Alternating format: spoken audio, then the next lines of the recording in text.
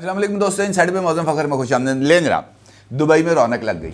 Chief of army staff general Asim Munir साहब ने बरतानिया से वापसी के ऊपर दुबई में क़याम फरमा लिया है और उनकी अहम तरीन मुलाकात भी हो गई है।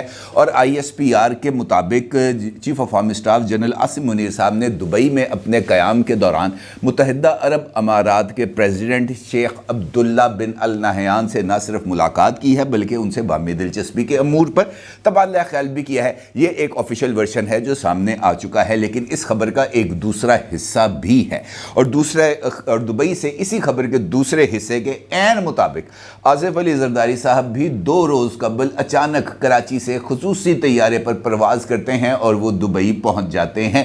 और उनकी दुबई आमद के हवाले से ये खबर दी गई थी उस वक्त कि जनाब आसिफ अली जरदारी साहब की दुबई में ये जो दौरा है, इस दौरे के दौरान उनकी कुछ अहम तरीन मुलाकातें भी होनी हैं। और मैंने भी बज़रिया वीलॉग आपको इस हवाले से आगाह किया था कि जनाब उनकी अहम तरीन मुलाकातें होनी हैं। और इसका मतलब ये नहीं है कि जनाब आसिफ अली जरदारी साहब भी दुबई में हैं और आसिम मुनीर साहब भी दुबई में हैं, दोनों एक साथ दुबई में हैं, तो ये यकीनी तौर पर इसके पस मंज़र में कुछ ना कुछ होगा। ऐसे इत्तफ़ाक़ात हो सकते हैं। मैं दोनों अहम शख्सियात, अस्करी शख्सियत और सियासी शख्सियत अगर दुबई में मौजूद है, ये एक इत्तफ़ाक़ हो सकता है। लेकिन पाकिस्तान के सियासत और मरूज़ी हालात में ऐसे इत्तफ़ाक़ात यकीनी तौर पर बहुत ही ज़्यादा इम्पोर्टेंस के हामिल हो जाते हैं, क्योंकि ऐसे इत्तफ़ाक़ात के नतीजे में कुछ ऐसी खिचड़ी पक जाती है, कुछ ऐसे इक़दामात हो जाते हैं जिनके जो असरात हैं वो बहुत ही ज़्यादा दूर तक रहते हैं। इसकी आपको 2 मिसालें दे देता हूँ।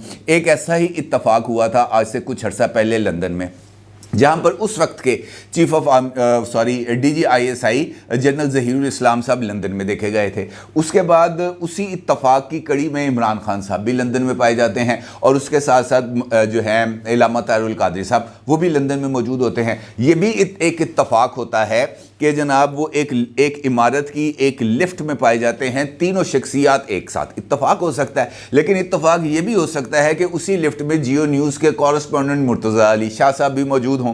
फिर यह भी इत्तफ़ाक़ हो सकता है कि इस इत्तफ़ाक़न होने वाली मुलाकात जो इन तीनों के दरमियान हुई, इत्तफ़ाक़ हो सकता है उस इत्तफ़ाक़ के नतीजे में पाकिस्तान एक तवील अरसे तक सियासी अदम इस्तेहकाम का शिकार रहा और उसी इत्तफ़ाक़ के नतीजे में पाकिस्तान में 126 दिन का धरना दिया गया इमरान खान साहब और ताहिरुल कादरी साहब के ज़रिए। और फिर उसी इत्तफ़ाक़ के तहत ये जो हमारी शाहराए दस्तूर है इस्लामाबाद में, वहाँ पर सुप्रीम कोर्ट की बिल्डिंग के सामने शलवारें धो के लटकाई गई। इसी इत्तफ़ाक़ के तहत TV स्टेशन पर हमला हुआ। इसी इत्तफ़ाक़ के बाद पार्लियामेंट बिल्डिंग को अटैक किया गया। इसी इत्तफ़ाक़ के बाद इसी धरने के दौरान इमरान खान साहब ने वो अंपायर की उंगली उठने वाला बयान दिया। उसी जो है इत्तफ़ाक़ के बाद इन दोनों साहबान की, जनरल राहील शरीफ जो उस वक्त चीफ ऑफ आर्मी स्टाफ थे, उनकी मुलाकातें हुई। कहने का मतलब है कि ये एक इत्तफ़ाक़ हो सकता है, इसमें कोई दो राय नहीं है कि ये इत्तफ़ाक़ ना हो, लेकिन ऐसे इत्तफ़ाक़ात अमूमी तौर पर बहुत ही ज़्यादा असरात के हामिल होते हैं।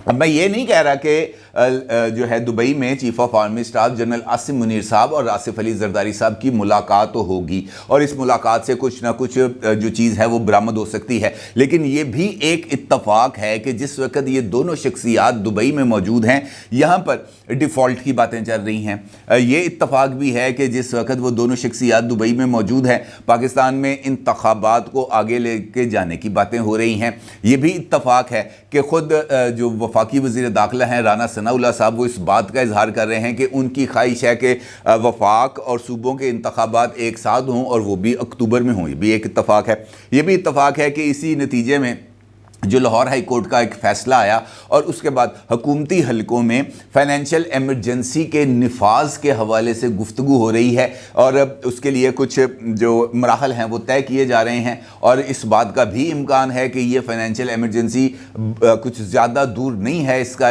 नफाज, और उसके नतीजे में बहुत सारे शहरी और सियासी हकूक़ जो हैं मुअत्तल हो सकते हैं और कम से कम 6 माह के लिए ये फ़ाइनेंशियल एमरजेंसी इम्पोज़ हो सकती है और 6 माह का मतलब है अक्टूबर। इत्तफ़ाक़, मैं आपसे कह रहा हूँ कि ये इत्तफ़ाक़ात है। दुनिया जो है वो आलमे मुमकिनात का नाम है। यहाँ पर कुछ भी हो सकता है। और सियासत के अंदर तो आपको कोई भी दरवाज़ा खिड़की आप 100% बंद नहीं कर सकते, चाहे वो सियासी लीडरान हैं या कोई भी और हैं। ये बात बिल्कुल ठीक ही है शब्बर जैदी साहब ने कराची में एक तकरीब से खिताब करते हुए कि सारी सियासी पार्टियां इलेक्शन में पिंडी की हमायत चाहती हैं, फौज और तमाम सियासी जमातों को बैठना होगा। बिल्कुल ठीक बात किया उन्होंने कि क्योंकि यहाँ पर अगर हम देखें इस वक्त तो हर एक जो है वो उसको बैसाखियों का सहारा ज़रूरी है।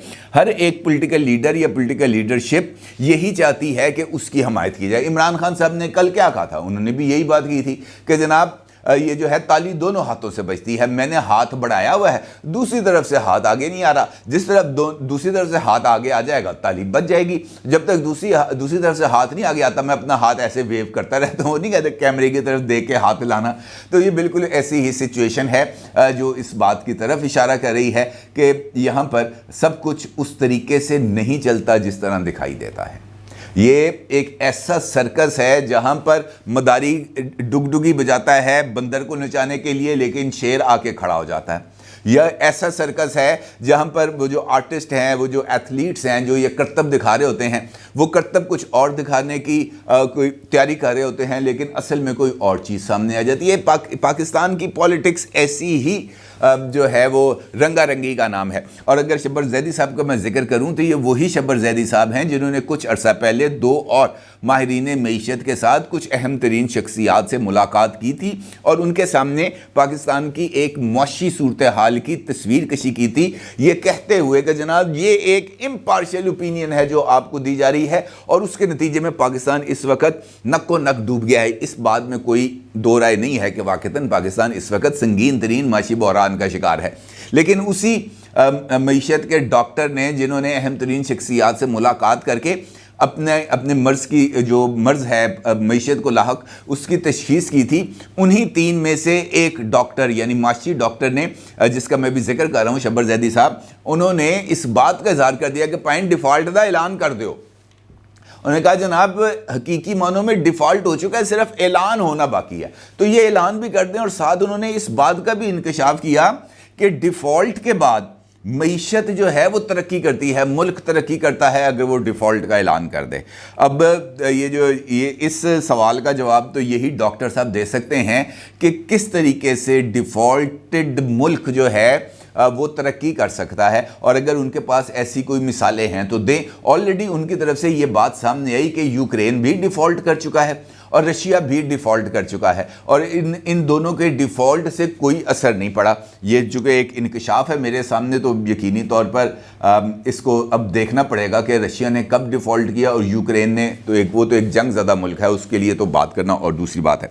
अलबत्ता इस ये जो तकरीर की है उन्होंने कराची में, उसके अंदर उन्होंने सी पैक को भी सफ़ेद हाथी करार दिया है और उनका ये कहना है कि सी पैक ट्रक की एक ऐसी लाल बत्ती है जिसके पीछे हम लगे पड़े हैं, हमें अब सी पैक की जान छोड़ देनी चाहिए।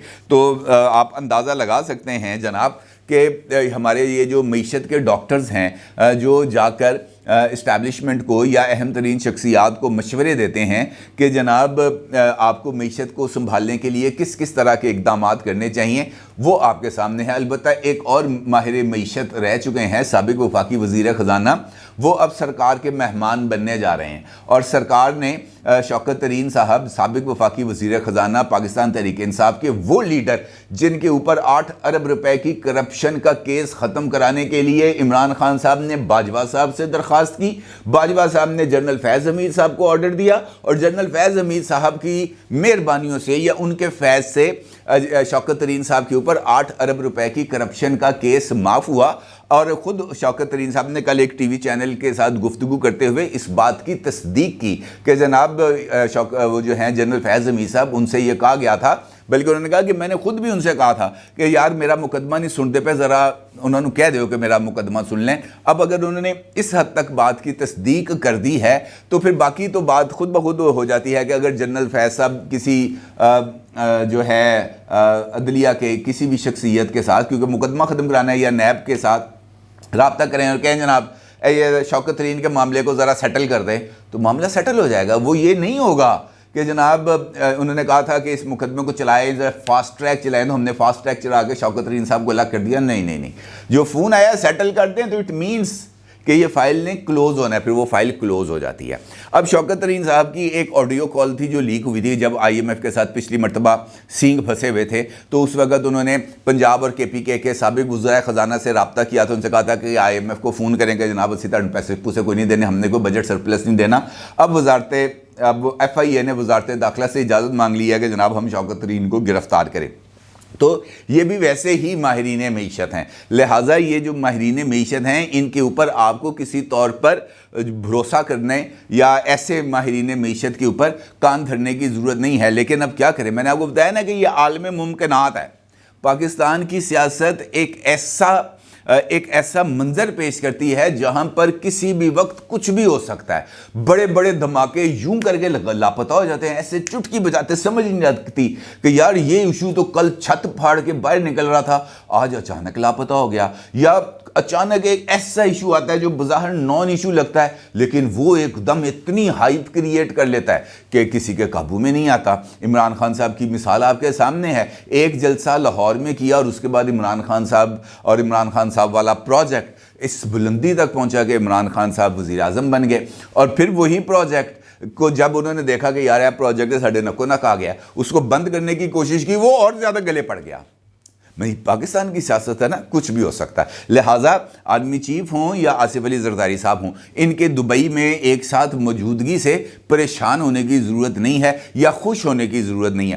ہو سکتا ہے دونوں کے درمیان ملاقات ہو ہی نہ، دونوں کے درمیان رابطہ نہ ہو، اپنا کم کر کے واپس چل جانا ہو، اپنی تینوں مل کے واپس آ جائیں. اس بات کے بھی امکانات موجود ہیں. لیکن اگر دونوں موجود ہیں ایک ہی جگہ پر تو پھر بہت ساری جو ہائپوتھیٹیکل قسم کی جو چیزیں ہیں وہ سامنے آ سکتی ہیں. البتہ ایک امپورٹنٹ پیش رفت ہوئی ہے اور وہ مریم نواز صاحبہ کی آج کا اسلام آباد میں انٹری ہے اور ان کی تنظیمی کنونشن سے خطاب ہے، جس کے اندر انہوں نے جو ذکر کیا وہ بہت ہی زیادہ امپورٹنٹ ہے. اور انہوں نے کہا کہ الیکشن ہارنے کے لیے نہیں، جیتنے کے لیے میدان میں اتریں گے.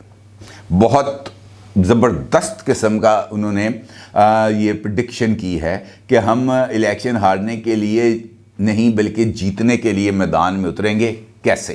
لیکن اس ایک سوال کا انہوں نے یہ جواب نہیں دیا کہ کیسے اتریں گے، کس طریقے سے اتریں گے، کس نئے بیانیے کے ساتھ اتریں گے، کون سی ایسی اللہ دین کے چراغ کو رگڑیں گے کہ جن حاضر ہوگا اور تمام کے تمام مسائل کو حل کر دے گا. وہ ایسی کون سی جادوئی چھڑی ہے جس کو گھمایا جائے گا تو لوگوں کے تمام مسائل حل ہو جائیں گے، مہنگائی ختم ہو جائے گی، اشیاء خورد و نوش کی قیمتیں نیچے آ جائیں گی، مرغی پہلی مرتبہ پاکستان کی تاریخ میں 600 روپے کلو ہوئی ہے، وہ ایک دم واپس روٹین میں 150-200 روپے کلو ہو جائے گی.